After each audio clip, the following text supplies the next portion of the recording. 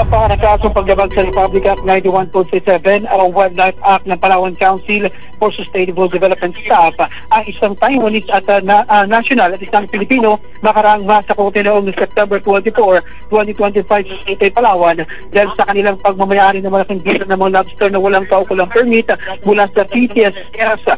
Ang Kiginong Jovic Fabello ng tanggapan bago mo na magnegosyo ng ganito ay dapat may hawak at kumuha sa PCSS ng Wildlife Collectors Permit at Wildlife Special Use Permit na kung saan walang maipakita ang mga nahuli. Napansin ng PCSS ang lumalaking trend ng mga banyagang nakikipagsabuatan sa mga Pinoy upang iwasan ng environmental regulatory laws at mga requirements sa nasyonalidad para sa pagkuha ng permit.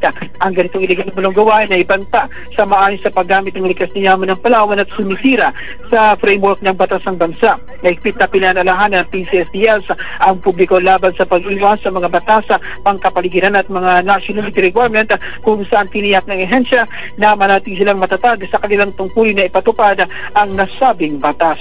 Ako si June Vicer Bantaculo ng GIA, may Radyo Palawan, Bata Totoo.